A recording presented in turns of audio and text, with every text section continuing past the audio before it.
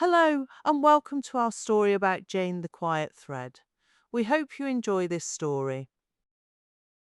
Jane had arrived at the Sutton home 2 winters before Henry found Brayford the donkey.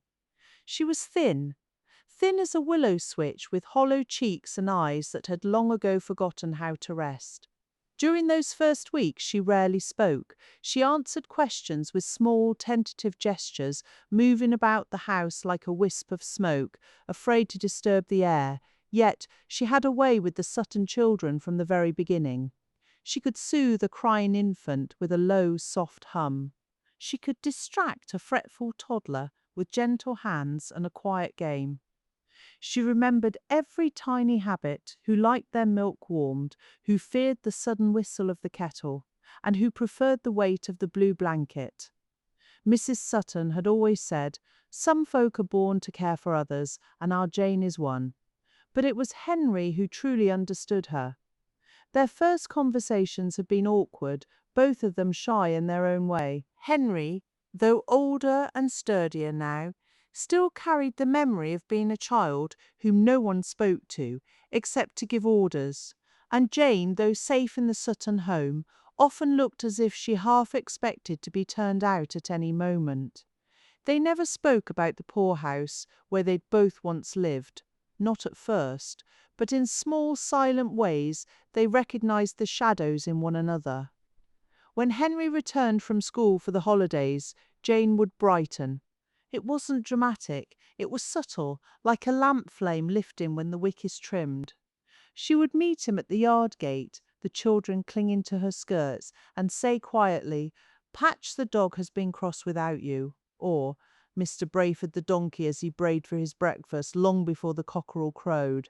Henry never failed to notice, "Brayford the donkey only brays early when he thinks he's being neglected," he would answer with a grin. Jane's shy smile was worth more to him than any school praise. Their friendship grew through quiet moments. In the barn, Jane would bring warm water or clean cloths when Henry worked late with Mr. Sutton. She always stood back a little, observing with steady interest, but never interfering. "Come closer," Henry told her once, while brushing Brayford the donkey's coat. "He likes gentle hands. Yours are gentle." She hesitated, then stepped forward. Brayford the donkey, as he nudged her shoulder, accepting her without question. Jane let out a breath that sounded, for the first time, almost like relief. By the hearth, when the Sutton children were finally asleep, Jane would sew by the firelight while Henry read his veterinary texts.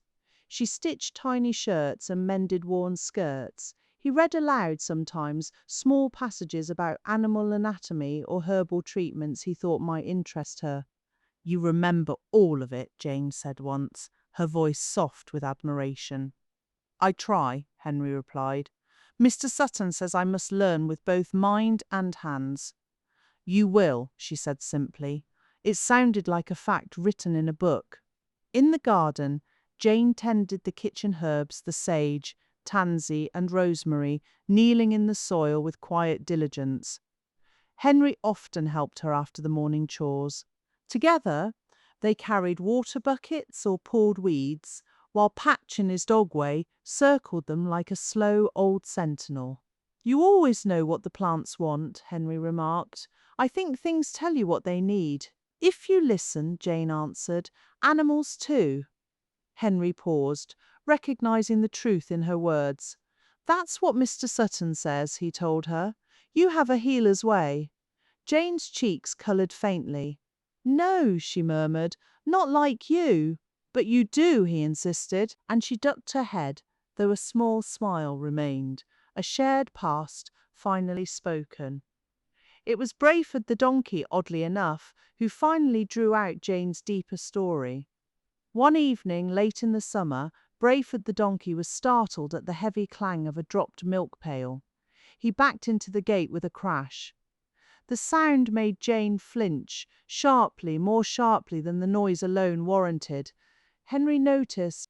He guided Brayford back into his stall and found Jane standing very still, her hands trembling around the pail she'd just retrieved. "You're safe here," he said gently. She nodded, but stayed silent. Then, after a long moment, she whispered, "There were men in the poorhouse. The masters, they shouted if we broke anything." Henry's chest tightened. He understood that kind of fear, the fear that stays in the bones long after the danger has passed. "I know," he replied softly. "I remember." She looked up then, truly looked at him. There was trust there, fragile but real. "Does it ever stop?" she asked. Henry thought for a moment. He glanced at Patch, the dog snoring by the hearth, at Brayford dozing in his stall, and at the warm lantern glow on the barn walls. "It fades," he said, "not all at once, but—" "It fades," Jane nodded. A single tear slipped down her cheek, and she brushed it away quickly. Henry simply stood beside her, waiting until her breathing was even again. That night changed something between them. It wasn't romance, there was no rush, no awkwardness, but an understanding, deep and unspoken. From that evening on, Jane walked with a lighter step, as if sharing the past had lessened its hold on her.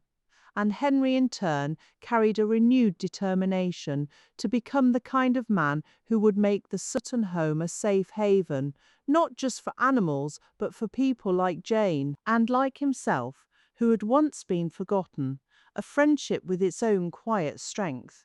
By the end of the summer, everyone in the Sutton household knew that Henry and Jane relied on one another. They weren't siblings, nor sweethearts, nor anything that could be easily defined. They were simply two souls who had survived the same darkness and were now helping each other build something brighter. Jane found her confidence. She laughed more often. She even teased Henry. Lightly, shyly, but warmly, she learned to brush Brayford's coat with expert care and became the one the donkey trusted most when Henry was away. And Henry, he returned to school that autumn more grounded than ever, because he knew that at home were the Suttons, and Patch and Brayford and Jane, tending the hearth light, waiting for his return. We hope you enjoyed this story, and if you did, please think about donating to a worthwhile charity, either ours or a local one to you. If you liked this video, then like and share. It really helps us out.